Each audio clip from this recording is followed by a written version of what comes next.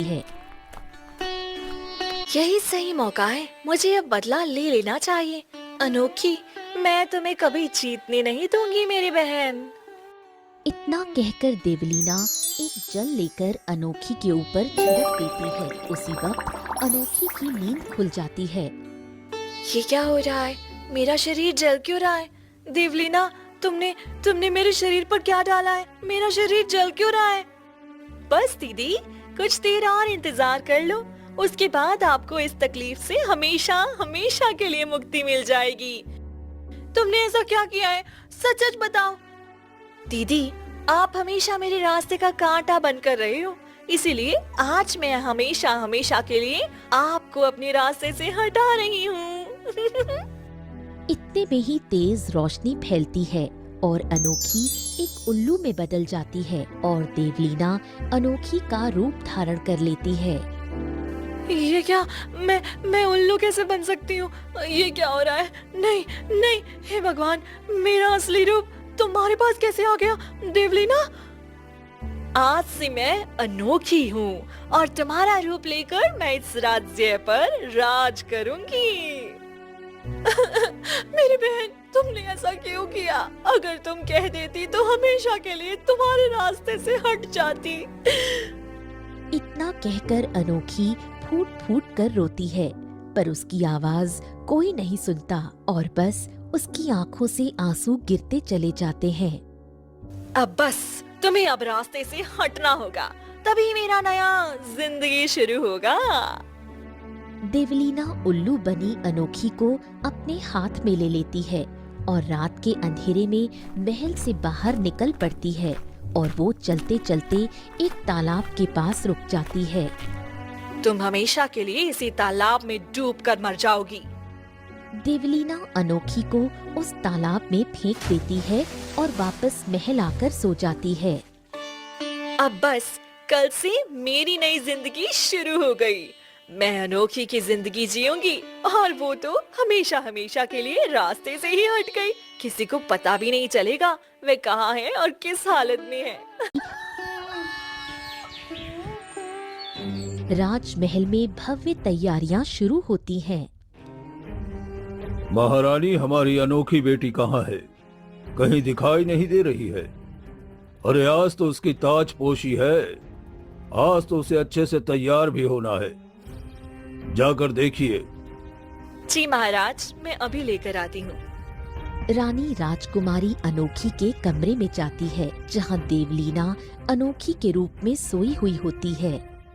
बेटी अनोखी, उठ जाओ, आज तुम्हारा ताजपोशी है और तुम अब तक सो रही हो। मैं बस तैयार हो रही हूँ। फिर देवलीना अच्छे से तैयार हो जाती है और रानी के सामने आती है। अरे मेरी बेटी, कितनी सुंदर लग रही है। आज लगता है स्वयं चांद धरती पर आ गई है। माँ, मैं आखिर हूँ भी तो आप ही की बेटी। हाँ, ठीक कहती हो। चलो, ताजपोशी का वक्त निकल रहा है। फिर अनोखी और रानी दोनों कमरे से निकल आती हैं और दरबार में आती हैं। वाह मेरी राजकुमारी, आज कितनी सुंदर लग रही हैं। इतनी सुंदर तो स्वर्ग की अप्सराएं भी नहीं होंगी। हाँ महाराज, मेरी बेटी तो पहले से ही सुंदर है और जैसे ही ये ताज पहनेगी तो और खूबसूरत हो जाएगी। चलो चलो, जल्दी बैठो बेटी, ताजपोशी का वक्त निकल रहा है और महारानी देवलीना कहीं नजर नहीं पड़ रही है। शायद वो गुस्सा हो गई होगी, शायद जलन की वजह से वो नहीं आई है। आ जाएगी, तब तक हम ताजपोशी करते हैं। एक बार मेरी ताजपोशी हो जाए, उसके बाद मैं तुम सबको बताऊंगी कि आखिर जलन होता क्या है। तुम सबसे चुन चुन कर बतला लूंगी। जैसे मैंने अनोखी को एक उल्लू बनाया, उसी तरह तुम सबको भी जीना हराम कर दूंगी तुम सबका। फिर कुछ ही देर में देवलीना की ताजपोशी हो जाती है। आज मैं बहुत खुश हूँ, मेरी बेटी इस राज्य की महारानी बन गई। हाँ, मैं भी बहुत खुश हूँ। अब हम दोनों इस राज्य की जिम्मेदारी से हट गए। अब बेटी अनोखी, तुम इस राज्य को अच्छे से चलाना। चिंता मत करिए माँ, मैं इस राज्य को इतना अच्छे से चलाऊंगी कि किसी को चलाने की जरूरत ही नहीं पड़ेगी। देवलीना मन ही मन खूब हंसती है। वहीं दूसरी तरफ अनोखी तालाब से तैरते तैरते किसी तरह किनारे पर आ जाती है। हे भगवान, मेरी बहन इतनी क्रूर निकलेगी, मुझे पता ही नहीं था। अब मैं क्या करूं? ये मैं कहाँ आ गई हूँ? मुझे पता भी नहीं चल रहा और मुझे तो उड़ना भी नहीं आता है। एक उल्लू होकर भी मैं उड़ नहीं पा रही हूँ, लेकिन मुझे किसी भी तरह महल जाना ही होगा।